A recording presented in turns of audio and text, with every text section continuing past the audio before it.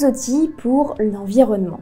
Même s'il n'est pas suffisant, le volet environnemental n'en est pas moins indispensable. La sensibilisation récente et forte à son égard a engendré une mobilisation dans tous les domaines et avec des savoir-faire très variés. On dispose d'un fondement solide pour le volet environnement grâce aux outils juridiques qui répondent également aux attentes des deux autres volets, à savoir social et économique. Le droit de l'urbanisme dans tous ses états. Le droit de l'urbanisme avait dépassé depuis longtemps le simple art de bâtir la ville, qu'il s'agisse du design urbain ou de l'ingénierie urbaine, ce qui lui a permis d'intégrer la dimension plus vaste du cadre de vie et de l'environnement, elle-même consacrée par l'adoption de la Charte de l'environnement en 2004, intégrée au bloc de constitutionnalité.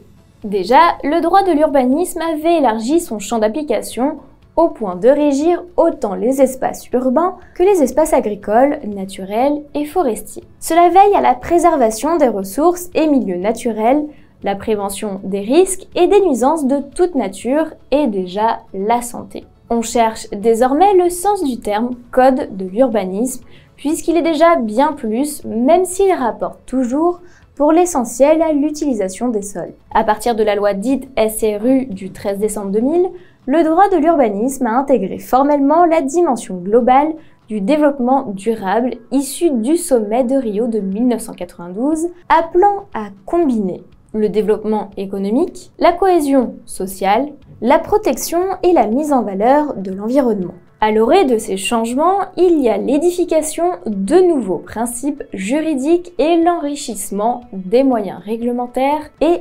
opérationnels. Tout ceci prend place dans un flot continu de textes nouveaux produits par des instances nationales et supranationales. Dans un contexte prenant compte des enjeux majeurs et multiples de notre temps, le changement climatique, la perte de biodiversité, la pression sur les ressources naturelles, la santé publique avec l'épidémie de Covid-19, etc.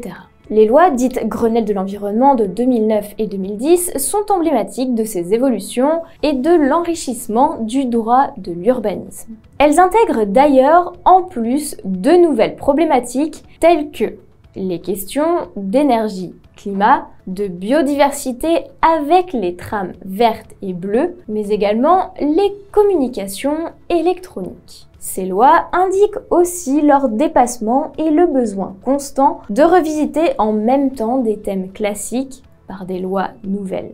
C'est l'exemple de la loi ALUR de 2014 sur le logement et la modération de la consommation foncière, de la loi d'avenir pour l'agriculture, l'alimentation et la forêt de 2014, de la loi sur la transition énergétique de 2015, de la loi énergie-climat de 2019 et de la loi pour la reconquête de la biodiversité, de la nature et des paysages de 2016 et aussi de la loi d'orientation des mobilités de 2019.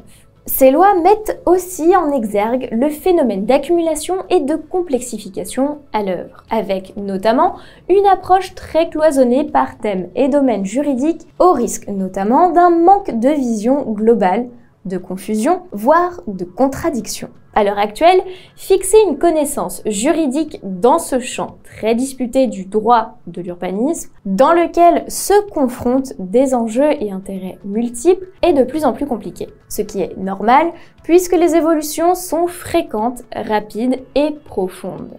Les interactions aussi sont complexes. Il s'agira ici de fournir quelques repères de l'évolution récente et de l'état actuel du droit en matière de développement durable, notamment au niveau de la performance énergétique des bâtiments. Ce thème est effectivement devenu un sujet clé du droit de la construction et de l'habitation. Il interpelle aussi le code de l'urbanisme, qu'il intègre en partie avec ses limites, comme en témoigne le régime du plan local d'urbanisme, PLU, illustrant parfaitement ces évolutions récentes du droit de l'urbanisme. N'oublie pas de t'abonner à notre chaîne pour ne manquer aucune de nos prochaines vidéos. Et surtout, pense à liker si le contenu te plaît. L'exemple de la performance énergétique des bâtiments dans le plan local d'urbanisme. Quel est le cadre général? Voici les différents axes de ce cadre. Différenciation et convergence entre le droit de la construction et le droit de l'urbanisme. Évolution du code de la construction et de l'habitation CCH relative à la performance énergétique des bâtiments. Il est ici question de nouvelles réglementations de performance énergétique et environnementale, par exemple. Nouvelles règles générales du Code de l'urbanisme en matière de développement durable et performance énergétique des bâtiments. Plus précisément, il s'agira de l'intégration dans les objectifs généraux du CU et les règles nationales d'urbanisme. Quelles sont les dispositions du PLU, Plan local d'urbanisme? Il y a d'une part les dispositions distinctes du règlement, à savoir l'amélioration de la performance énergétique de l'habitat dans le programme d'orientation et d'action des PLU au niveau intercommunal, la performance énergétique des bâtiments dans les orientations d'aménagement et de programmation. Il y a ensuite les dispositions propres au règlement, à savoir les règles impératives en matière de performance énergétique des bâtiments. On parle ici des règles générales favorables à la conception bioclimatique, de règles spécifiques relatives à la maîtrise de la consommation, etc. Les règles incitatives en faveur de la performance énergétique des bâtiments. La bonification des droits à construire, par exemple.